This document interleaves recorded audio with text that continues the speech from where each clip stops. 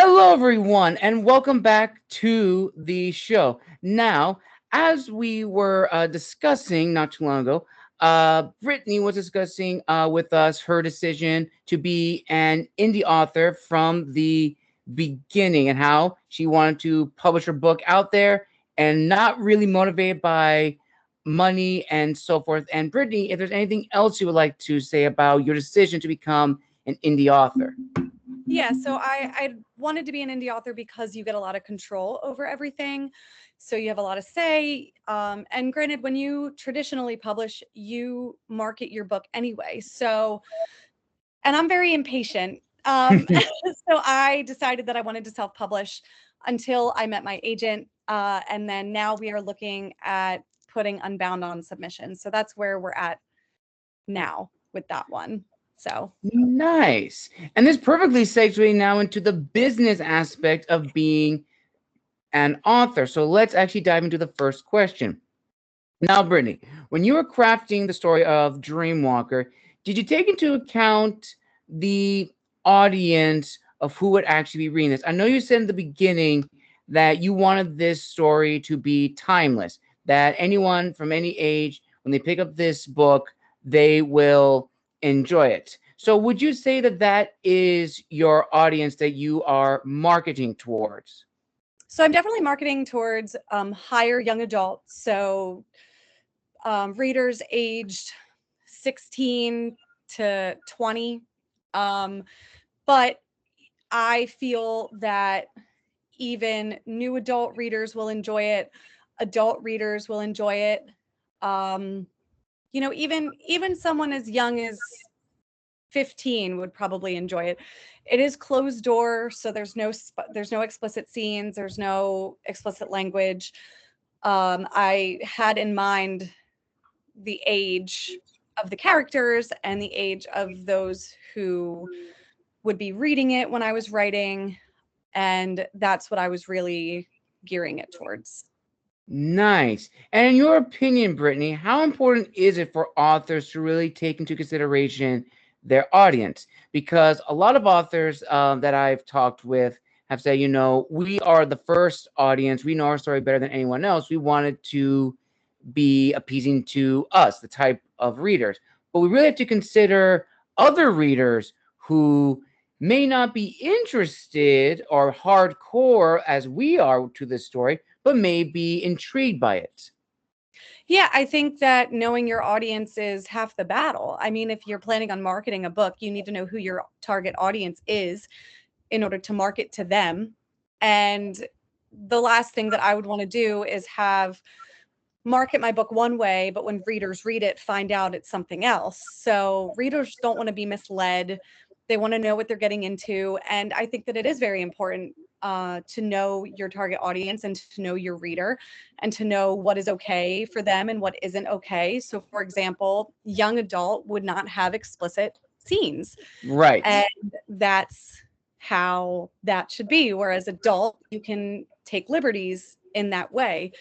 And I think about what would I want my child to read, Mm-hmm. because I have 3 kids. My oldest is 15, and I would feel comfortable with my 15-year-old reading Dreamwalker.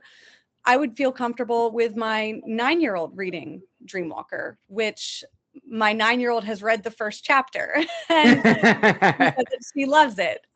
So even though the characters are 17 and 18 and, but it's the themes within it of found Yes. family and learning your strength and overcoming outer demons and inner demons. And so it's these classic themes that anybody of any age can identify with.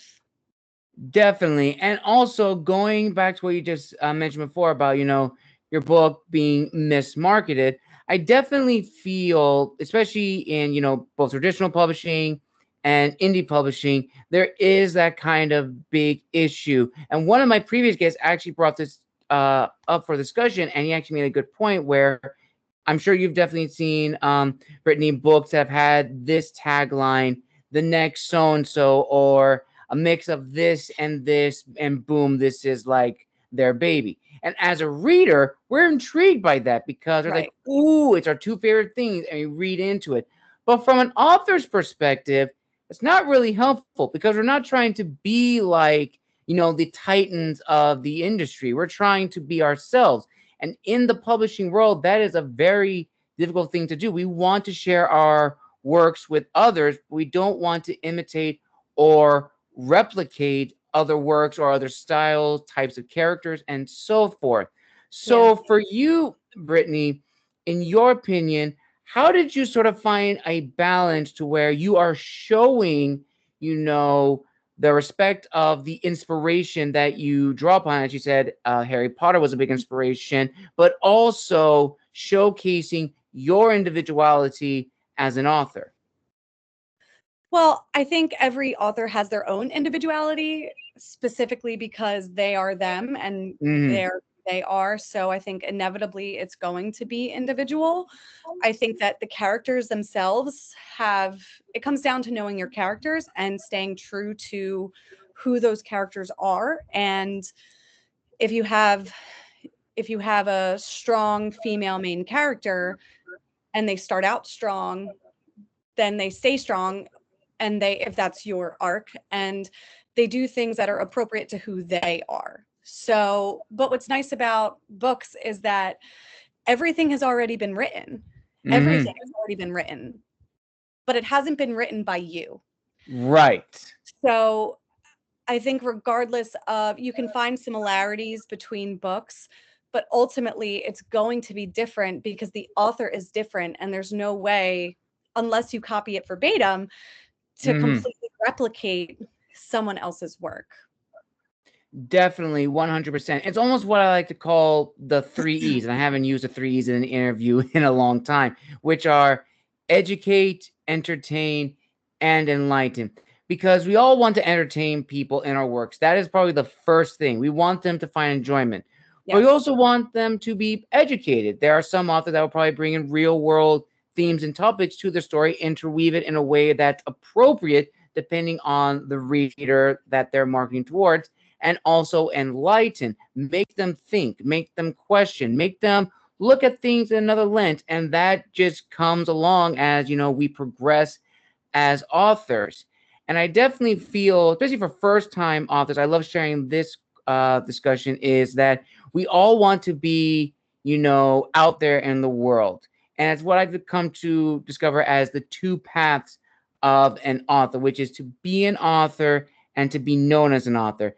And then for me, to be an author is an individual dedicated to the art of storytelling and to the craft, whereas to be known as an author is an individual dedicated to the art of marketing and their brand and building themselves up. Now, both have their own, trials and tribulations and hurdles, but I definitely feel for first time authors who are like, they really want to get their name out there, they really want to get their books out there, the second path seems the most enticing, which it is, but it leads to unrealistic goals. Mhm. So for you, Brittany, have you ever encountered, other authors who have shared their experiences and what they have learned? And also for you, when you publish a Dreamwalker, what did sort of you learn in the initial beginnings of, like, now I am a published author?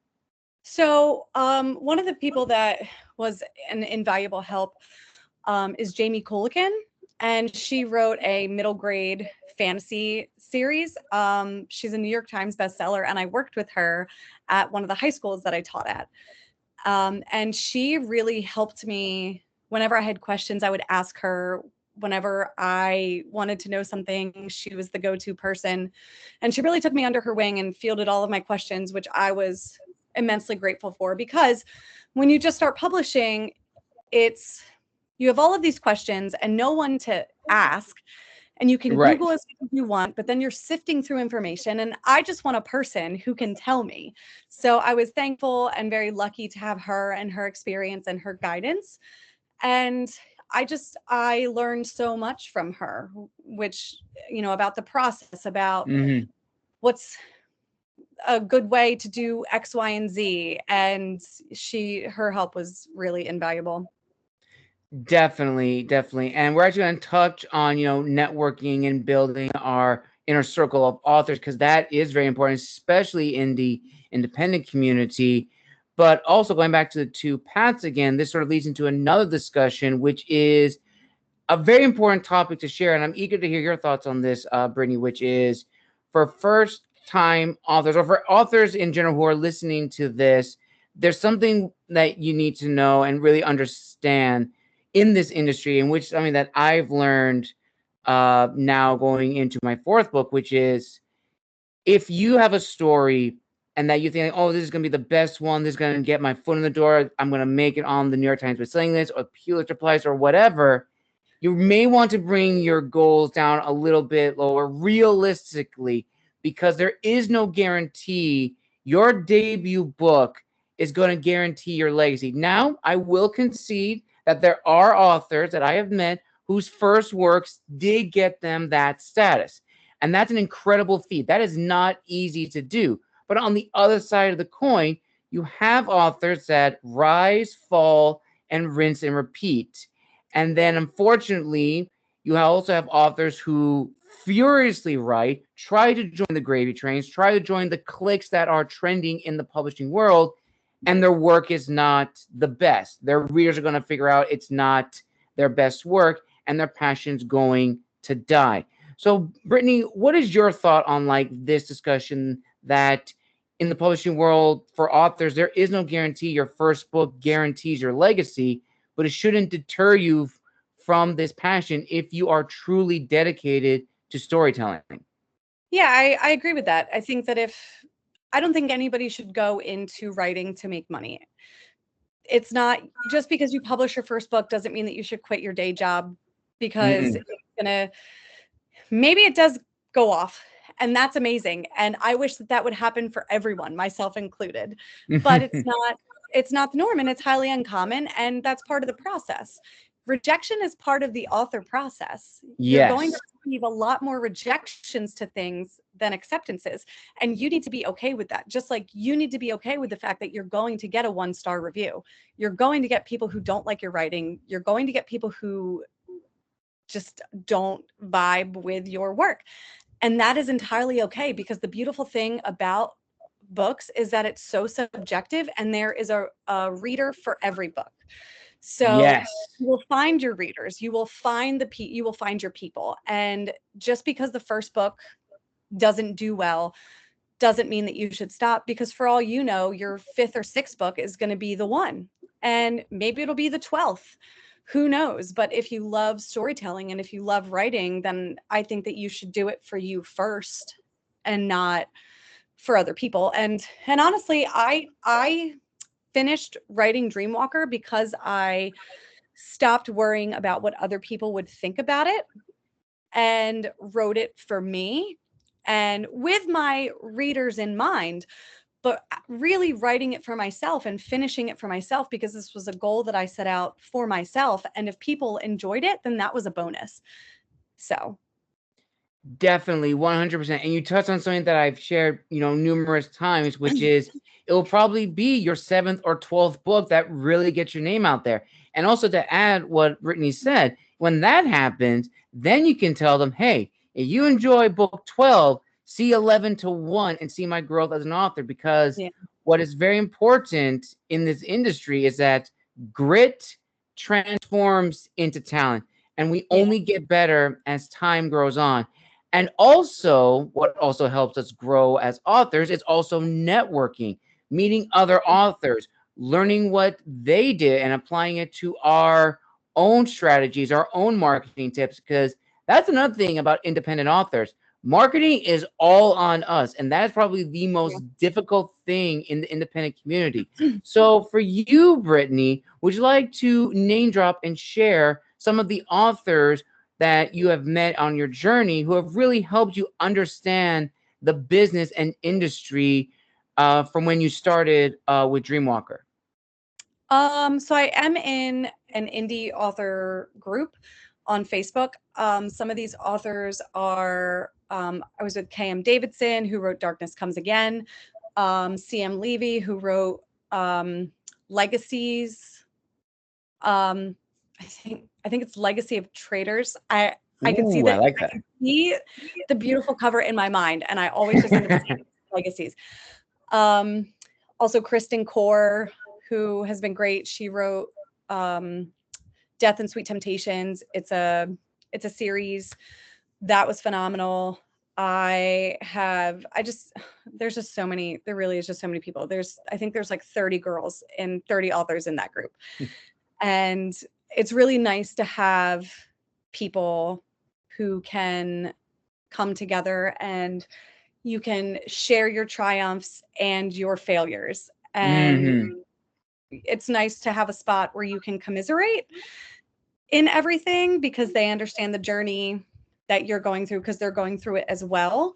So I have a whole bookshelf dedicated to my indie author friends that I've, been able to become friendly with, and which has been phenomenal. I actually have the very same. Right next to me, I actually have a list of all the books that I've gotten from them. Either I purchased or they sent me art copies to read in advance. And honestly, I have to agree. There is something really special, sort of like camaraderie with meeting your fellow peers and just sharing each other's, triumphs, and also being there for when we have our bad days. Because people think the publishing world is a very cutthroat industry, and some people may have disagreements on that, whether it is or it isn't. But for me, in my experience, and probably also for yours as well, it's a very welcoming and warming community because we all want to be there for one another. Because at the end of the day, we're all in the same boat. We all want to get our works out there. We're colleagues. We're colleagues. We're not in competition. We're colleagues. And we want to see everyone succeed. We want to succeed, but just because someone else succeeds before you doesn't mean that they're better than you or that you're a failure. It's not a competition. It's not a race. It's a marathon. It's not a sprint. Yes. And you have to be ready to hunker down for the long haul because everything in the publishing world is not quick. Nothing in it is quick. So definitely. Yeah. And I'm not a patient person, so I tested my patience. True.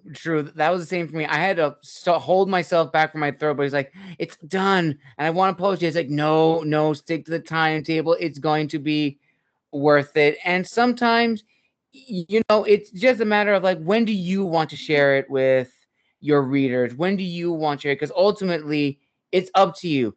It's not the publisher. It's not the agent telling you, saying, we got to release this book. Then it's all on you.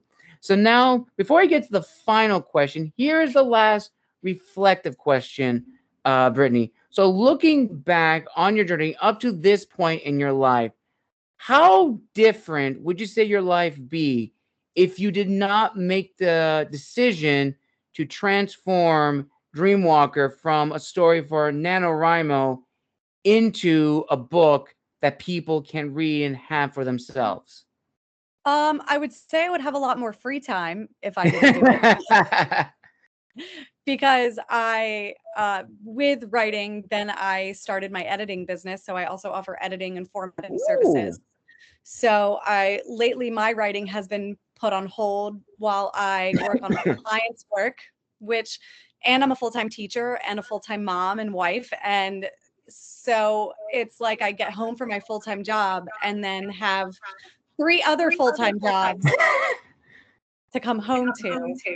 So I definitely would have more time if I hadn't decided to publish, but I wouldn't have it any other way. I love the people that I've met. I've loved the community that I've been incorporated into. I love my readers, and this is the spot where I've always wanted to be.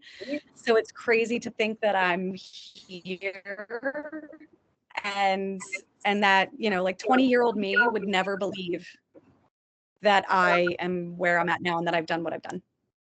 And I'm not even super successful. You know what I mean? Like successful. I would say that I'm doing well for a debut author. I think that I've sold about a little over 500 copies, and it's been out since July. And I'm very excited about that. That makes me very happy. So, but I didn't think 10 people would want to read it, let alone sell 500 copies. So it's really been a dream, honestly. Definitely. And now we arrive at the final question, probably one of my favorite questions of all. So, Brittany, and this is almost kind of like, a little bit of a teacher question. So you may have an answer to this from a teacher's perspective. What is your word of wisdom to fellow authors and fellow writers who are considering going down this path? I would say don't give up. Don't give up. Even when imposter syndrome tells you that you're terrible and that your writing is awful and that nobody will like it and that nobody will care and why are you doing this? That voice is wrong. It's wrong. And you can't listen to it. You need to tune it out and write for you first. Write for you because you love it. Write for you because you have a story that you have to get out. Write for you because it's what you've been dreaming of. And then anything else that happens is a bonus. Definitely, 100%. And with that, my viewers and listeners, we conclude the final episode for the month of September. Want to give a huge thank you to Brittany for coming on the show, making her official debut here on the channel, and probably won't be the last. I may have her back for her second book that she is working on. So make sure to follow my Instagram as well as stay up to date with Brittany on her socials. And speaking of which, Brittany, thank you again for coming on the show. And where can people find and engage with you on social media as well as purchase Dreamwalker? So my social media is Brittany Gossin Writes, WRITES, Brittany Gossin Writes. You can find me on Instagram. You can find me on TikTok. You can find me on Facebook. And then you can purchase Dreamwalker from Amazon, Barnes & Noble. I also have an audio. So Dreamwalker is on Audible. Dreamwalker's on Kindle Unlimited. So there are places there. And then I'm going to be attending some book conventions. This weekend, I'll actually be in Pittsburgh. Next weekend, I'll be in Saratoga Springs. Next year, I'll be going to various locations across the country. So if anyone wants to stop in, I'll have physical copies there as well. Awesome. I will link all that down below in the description of this video. Thank you, everyone, for joining me and for just being amazing subscribers and viewers for all these episodes for September. And I already have October already starting to fill up. So just be on the lookout for when the newsletter drops. And as always, make sure to like and subscribe and comment down below what was your favorite part of the interview. And as always, this is the Wandering Scribe and the Wandering Quill signing out, wishing you all a wonderful day.